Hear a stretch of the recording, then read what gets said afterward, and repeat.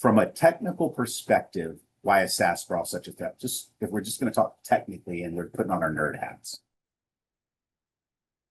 So there's a number of things here.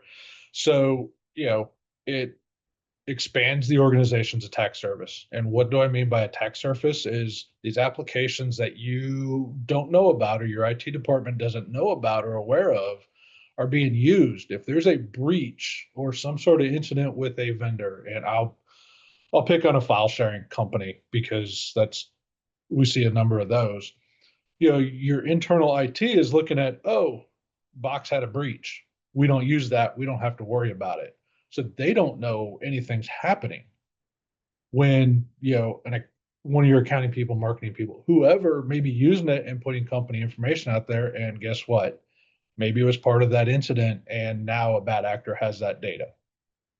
So that's one piece. It weakens your governance. So if you have to have compliance, CMMC is a hot button topic these days, but even, HIPAA and all this other information, somebody could throw up, medical information out there, it gets compromised. And now you've got a HIPAA violation.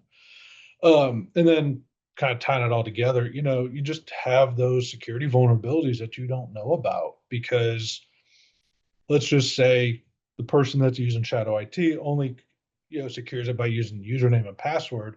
Well, if they're not using a strong password, it's easily cracked. They're not using MFA. They don't have SSO.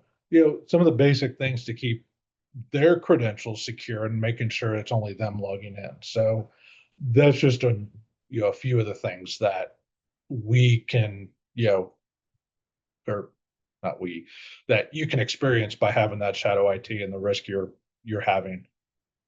I totally agree. And you're paying your IT team or your IT provider, you're paying them to sort of oversee and monitor and keep things secure.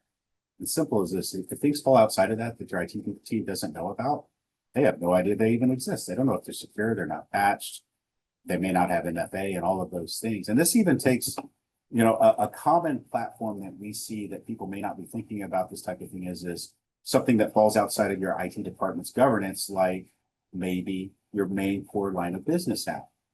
Maybe the administrators for that line of business app are outside of your IT team, and they're in charge of, setting the settings for that app or enabling MFA or doing those type of things.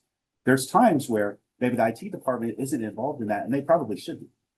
They should know about those apps, know about, set a specific standard of configuration, ensure there's MFA, so on and so forth. While it's not the network and it's not the computer and it's not the firewall, it's still something that the IT team can provide guidance on how to secure.